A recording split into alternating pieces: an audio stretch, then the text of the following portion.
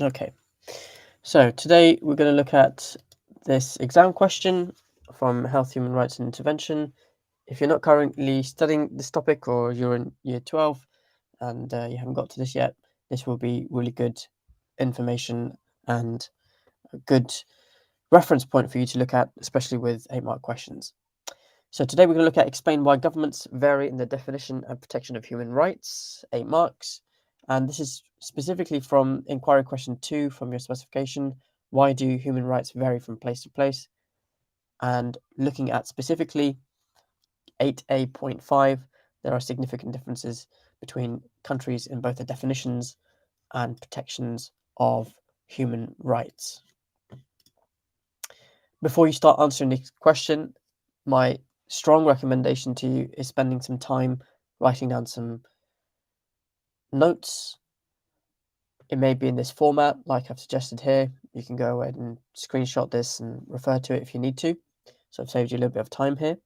But this is a good example of a template of how you should be structuring your revision. So you've got an exam question in front of you, then break it down into its components here, as I've done here, and then answer the question using your notes, or try to use from memory, write your answer out.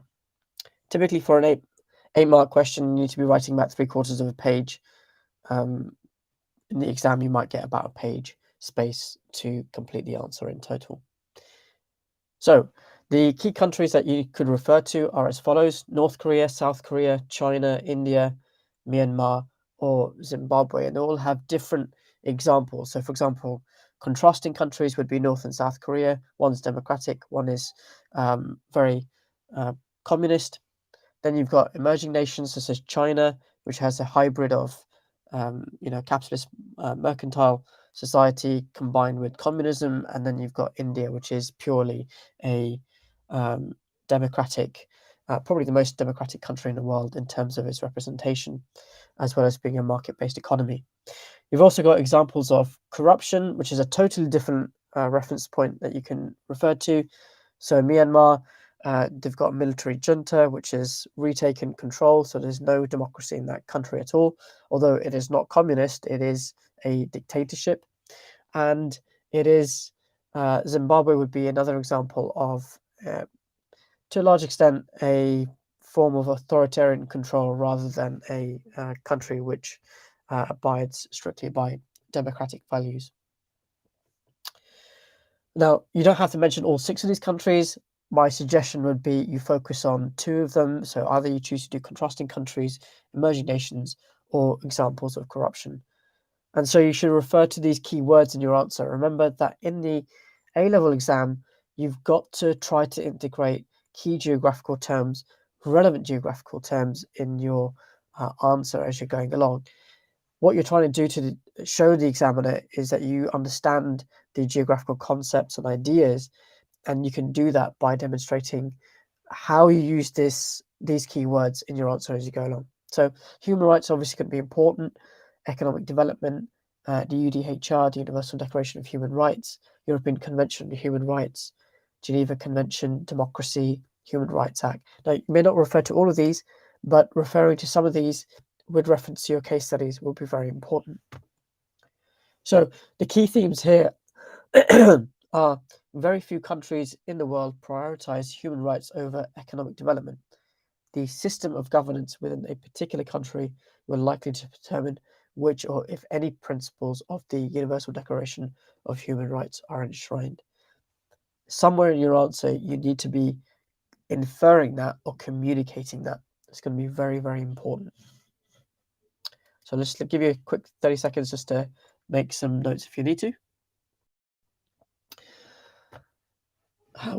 So Tom, you got a question here. How would you explain how they vary if they are both corrupt? You would try to use examples which are contrasting.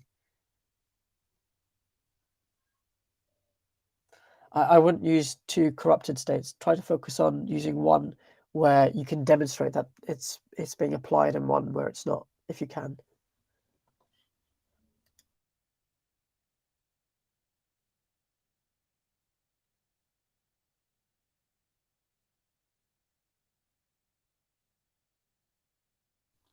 Now, with the case of somewhere like Myanmar or Zimbabwe, that might be slightly different because they are both examples of states which have lack of respect for human rights, but in different ways. So you can use that if you want to determine your answer, rather than doing, say, North and South Korea. Okay. All right, good stuff. Let's go ahead and look at some examples of this. So remember, with all your answers at A level, it's about demonstrating in logical steps your understanding of the issues. Then the way that you're going to do that is by highlighting and underlining keywords in your question before you start answering it. So here, make sure you've underlined explain. Obviously, you need to make a point and then develop it. You need to refer to specific governments. So you might want to make some notes above it and write down North, South Korea, Myanmar or Zimbabwe. And then human rights, you might want to make some notes down going, okay, fine, lack of voting rights or lack of rights for women or whatever it might be. Make sure that you refer to specific bullet points. And these are things that you can come back to and refer to in your answer. So sample answer one, one of the reasons government's definition of protection of human rights is because human rights are a set of global values agreed by multiple countries, but it does not enforce them globally. Right. There's a lot and nothing being said in the first few lines here. The candidate has not talked about any specific human rights that are referred to, and is demonstrating a vague understanding of how the human rights were created in the first place. But they are right to say that they're not enforced globally. Each nation enforces human rights in the way that they see fit. This determines the Universal Declaration of Human Rights because not all countries agree on the same values. This is not being enforced and can lead to human rights abuses under different governments and nations. So again, in this paragraph, what the candidate is saying is generically correct because human rights are not agreed upon from all the countries in the world. Some countries have different values and value systems. And then the candidate talks about the fact that there might be abuses of these rights in different governments and nations.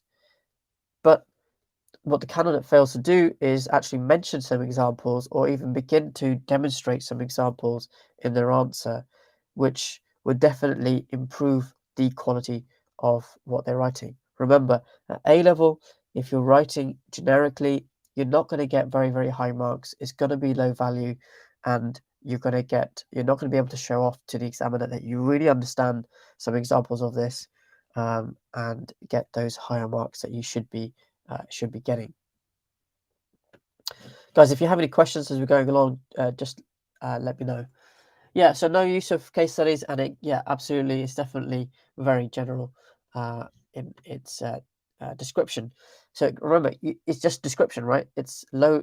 You're not going to get many marks for describing because the exam question itself is saying explain why, but there's only description going on. Right, let's move on. In the West, human rights are seen as vitally important and should come before anything else in life, so they choose to have a stricter version of, it's meant to say of, I think, if this declaration where all these have to be met. Right. So again, this candidate is writing things which, again, generically are correct. Absolutely, they are vitally important. But it's very vague in what they're talking about. I'm not sure what they're talking about when it comes to stricter version of this declaration where all is met. Again, too vague and needs to be an example needs to be integrated into this. However, some countries choose to have more emphasis on economic development rather than human rights, as the view is that if you increase the economy and people's disposable income, human rights follow. Okay, what's being said here generically is absolutely correct. Generally, if you find economic development happening in country, generally people are more well educated. They tend to have or tend to want more political rights, and therefore, as a consequence, that leads to changes in that society. But again, Referring to as some countries choose to have more emphasis on economic development, well then in that case refer to which countries you're referring to, and then give some examples of how those societies have changed. South Korea in this particular instance would be a great example, because if you went back to the 1960s and 70s, they were a very low income country, and they were still developing politically as well, because the fallout from the North and South Korean War. So that would be example. That would be a perfectly good segue into writing a paragraph about South Korea and why they are a country which does enshrine and protect the rights of human beings, and maybe refer to a specific human right. Okay, there are there are so many human rights to choose from. The ones that commonly get used are the right to freedom, or freedom of expression, or the right to vote. But often people don't talk about the right to work, as an example, or access to universal education for girls and for boys. So these things need to be referred to probably before you start answering the question, because uh, the best thing to do for this question would be to define what human rights are, and to say what are some examples, because that will set the premise for the rest of the answer that you're going to be writing.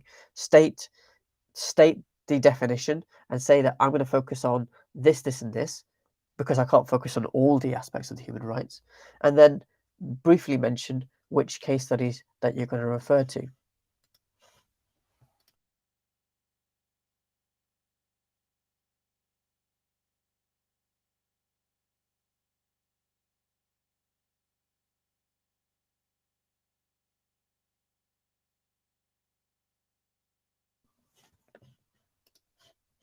Okay, next answer. Another reason why a government definition of human rights differ is due to who's leading the country. People have different subjective beliefs, and this was shown in Bolivia, where Evo Morales allowed certain groups of people to have differing rights, or different rights to other groups. Education wasn't allowed for everyone, for example. Now, this answer is working is better than the previous ones, namely because the candidate has referred to a specific country and decided to talk about a specific human rights issue, the issue of providing free and access to education for those citizens. It's also establishing a conflict within the country itself between different ethnic groups that may reside there. So this is a good example of how a candidate is beginning to write in a bit more detail, although some of the information here might be a little bit loose, and would need some further qualification. And therefore, if that happened, then the candidate could get much more higher marks.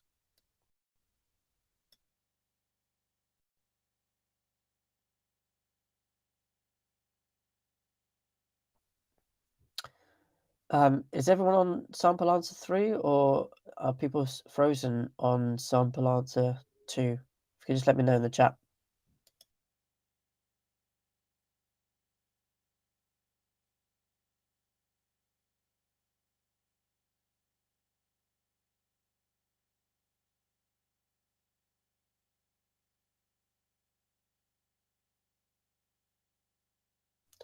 Awesome, cool. So just repeat that again for you. Another reason why government definition of human rights differ is due to the who's leading the country. People have different subjective beliefs, and this was shown in Bolivia, where Evo Morales allowed certain groups of people to have different rights to other groups. Education wasn't allowed, for example. So this is an example of a better answer, primarily because the candidate is actually referring to a specific case study and is talking about a specific issue and the conflict within that country with regards to a basic human right that should be allowed. So this is an example of where the candidate is beginning to go into detail, but has potential to get even better, as long as they're giving some more examples or giving something more specific in relation to this question. Okay, we're going to move on to the next slide.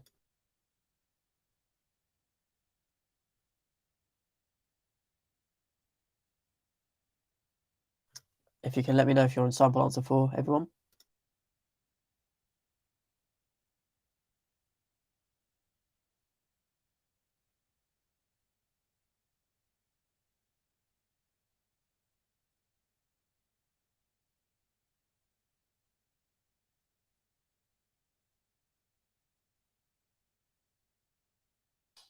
Can everyone see sample answer 4? All right, great, perfect. Let's move on.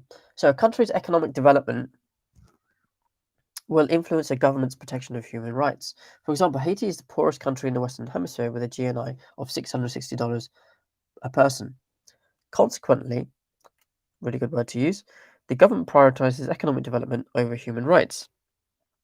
This is because the government can't afford to ensure that everybody has the right to leisure, for example. Okay. This is due to the fact that the country needs to be as productive as possible as it is in desperate need of economic development. Okay. Now, this question is focusing on the definition and protection of human rights. The candidate in this answer, throughout this answer, has not actually referred to any specific human rights at all.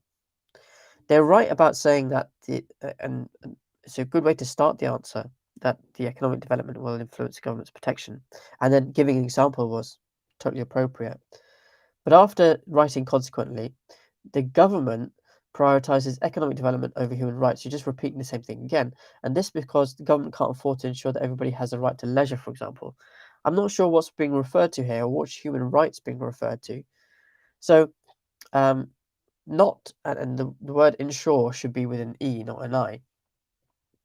So here, the candidates definitely lost an opportunity to really drive home a really detailed point. Okay, they've in the previous paragraph they've given some evidence, some factual data to give an example, give the pretext for why a particular human right may not be adhered to. And then the final line here, this is due to the fact the country needs to be productive as possible. Okay, so just a repetition on the economic development point rather than talking about human rights.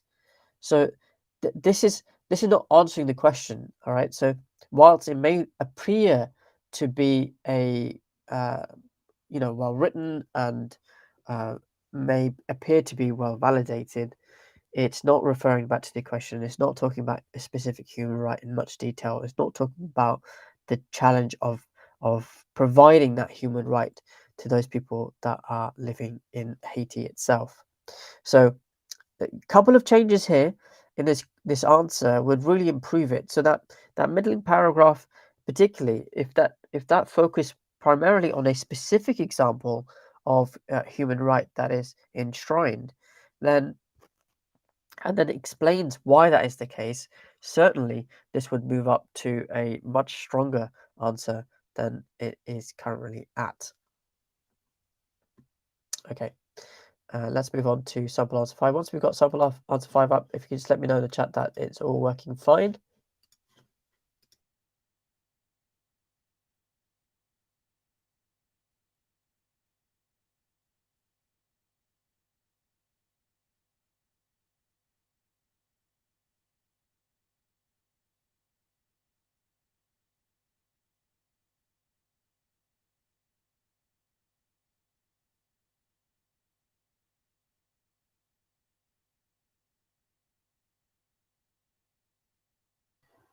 Okay, great stuff. Right, so nations such as Saudi Arabia will have a different definition of human rights in accordance with its cultural and religious beliefs. For example, women's rights are much less respected, and there are gendered counters at McDonald's.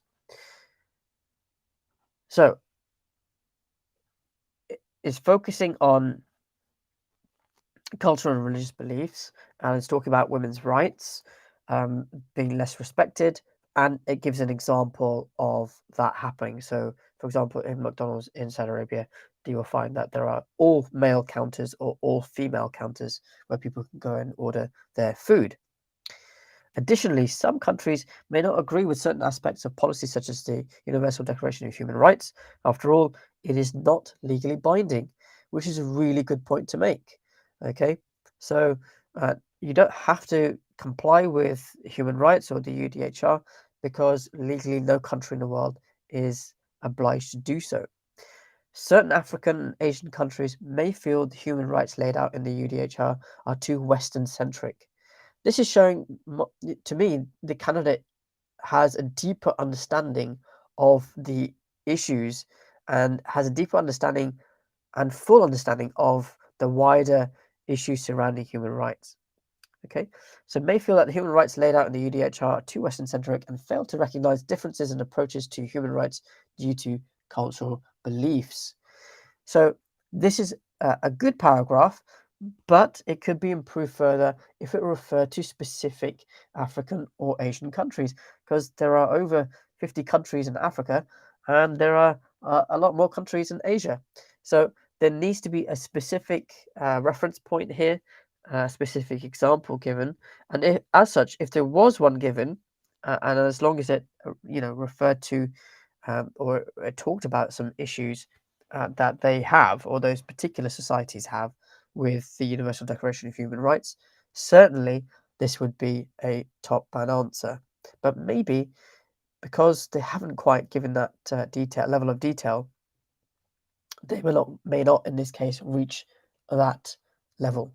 Okay, so here what you need to take away from this answer essentially is that the candidate has, from the get-go, within the first few words, has mentioned a case study example, has mentioned an issue that is going to be referred to, and has given an example of what the issue might be in day-to-day society. Although it could do with a little bit more evaluation, although that's not necessary for an explained question. The second paragraph, again, is a really good, it demonstrates that the candidate understands the wider implications of the issues of the UDHR. However, it needs to be integrated in with some specific examples.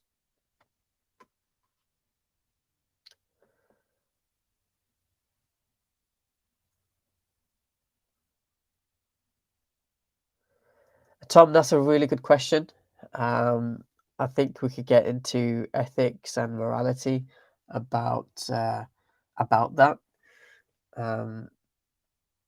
I think that's really for a broader debate, and but that's a very, very valid and appropriate question to ask. I suppose we could talk about that more at another time. Okay, next question coming up, guys. If you can just let me know in the chat once you can see it. Just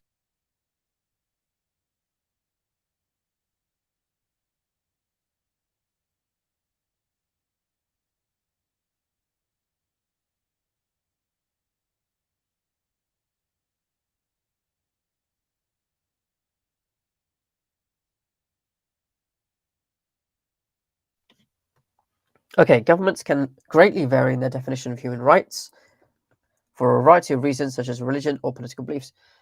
Good start. So Canada already is establishing key factors that they're going to talk about in this answer.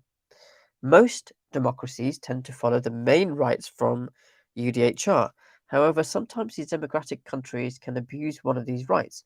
For example, in 2015, the UK government refused prisoners their right to vote.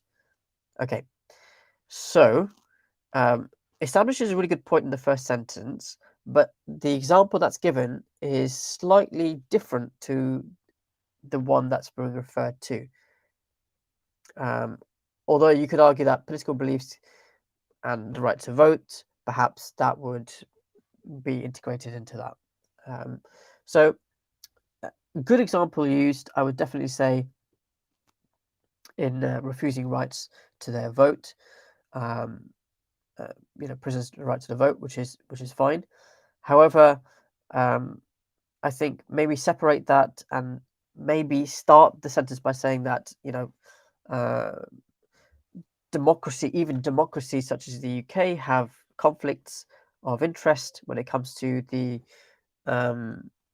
fair representation of UDHR, For example, this happened with prisoners being refused the right to vote.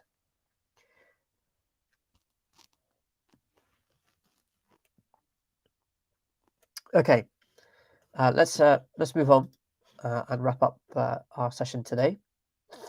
So you might just to recap really for you all about what you should be doing for your revision.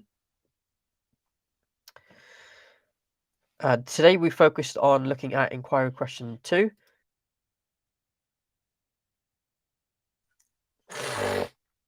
Today we focused on looking at inquiry question 2, why do human rights vary from place to place?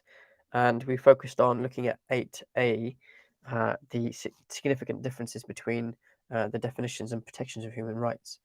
In the exam this year, you'll be focusing specifically on sections B and C. So you'll be focusing on some superpowers and emerging powers had transitioned to more democratic governments, but the degree of democratic freedom varies between authoritarian and democratic systems. The protection of human rights and the degree of freedom of speech varies too. So here, make sure that you go away and learn your case studies. For example, North Korea and South Korea would be really good examples of authoritarian and democratic systems, and you can compare and contrast their human rights and the degree of freedom of speech. Okay. Good question, Dylan. I'm just going to come back to you in a second. Level of political corruption can vary and can be measured through the index of corruption. So if you haven't reviewed that or looked at that, make sure that you go away and revise that.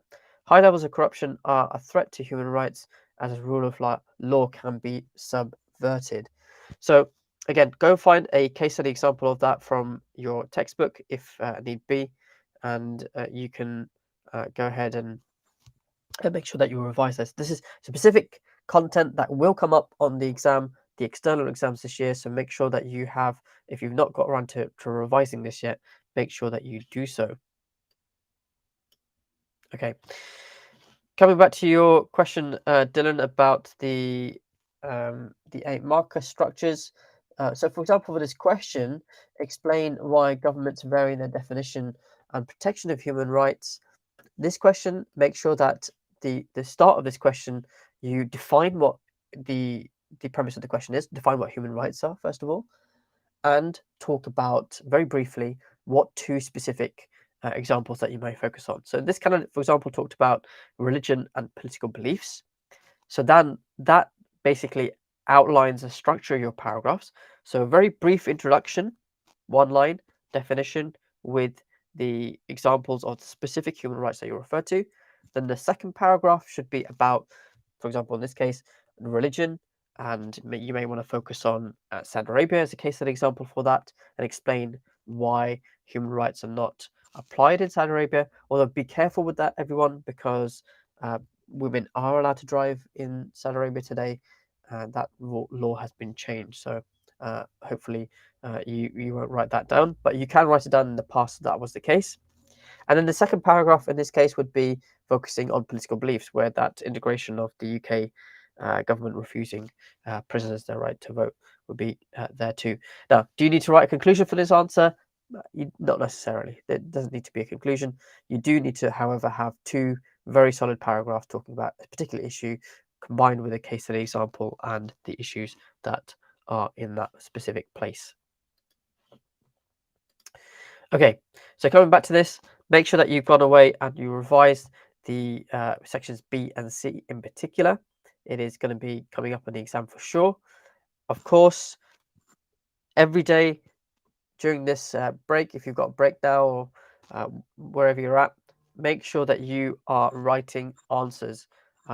Forget the cue cards, forget the note taking, get your textbook out, get this question up, for example, write your perfect answer to this question. And then you can always come back to this video and refer to examples from it and go, okay, cool, I wrote like that, I need to change my paragraph, so make sure that I am including this information or I'm making the key points that I will be writing in the paragraph clearly.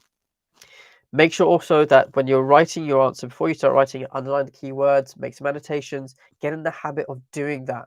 It just allows your brain to then focus on the quality of the content rather than trying to remember the basic bits of information, which can stop your performance in writing a lot more in detail. Remember to use words like because, despite, some, but, etc. Make sure that you write in the third person. The most critical factor appears to be, for example. Okay, and if you're stuck, you can always send me a copy of your answers for me to check. Alternatively, you can get someone at home, maybe your parents, to have a quick read over. If they can't make sense of your answer, then you need to go and rewrite it. Essentially, what you need to do is demonstrate to an examiner that you really understand something, but you are filling them with the knowledge that they don't have.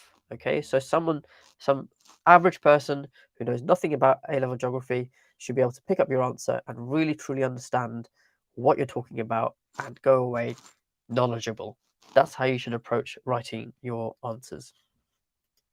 Okay, so go away, write your answer, and I will come back with another session probably tomorrow, and I'll schedule it online for you guys, and we'll take it from there. If you've got specific requests for any exam questions that you want me to do, then let me know in the chat. Even better, actually, just let me know in the comments when I end this session, and I'll see you on the session then. Okay, everyone, have a great day. Enjoy your day. Make sure you finish off answering this question in detail and carry on with your revision. Take care.